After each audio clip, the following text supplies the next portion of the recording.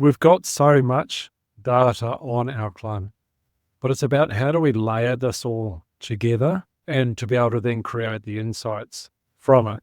And yeah, it's like we're only analyzing 1% of our Earth observation data. We're also only analyzing 1% of the big data that we've got on all of those big problems we've got around the world. It means that we're spending all of this money to collect the data, but then we're leaving money on the table because we're not actually using the data to create the insights that we really collected it for in the first place. So we're either going to make poor decisions or we're not going to make the right decisions at all. And so all of a sudden we've collected this data to make poor decisions. It just doesn't actually make any business sense at all.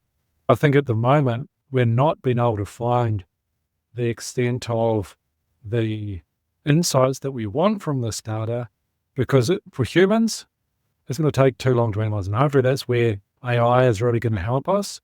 And in our case, particularly geospatial AI is going to help us find things that are hiding in plain sight in data that we haven't been able to get to because the scale of that data is just too big for us to effectively manage at the moment. When people say that they're drowning in data, let's look at drowning now. I come from a surf lifestyle background.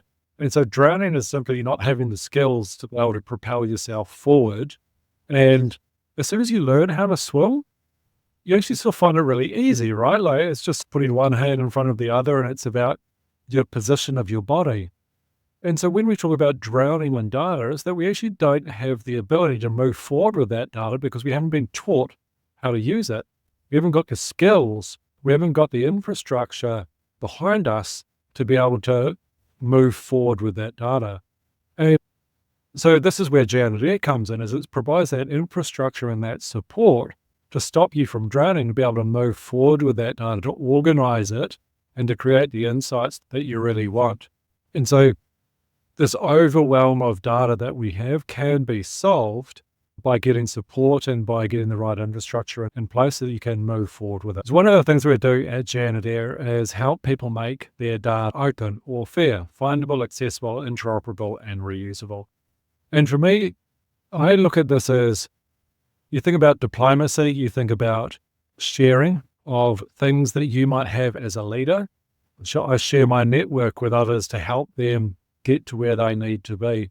We have countries that have a very isolationist type approach. You look at the advancement of those economies when countries and their leaders shut themselves off from the rest of the world, and it really never goes well.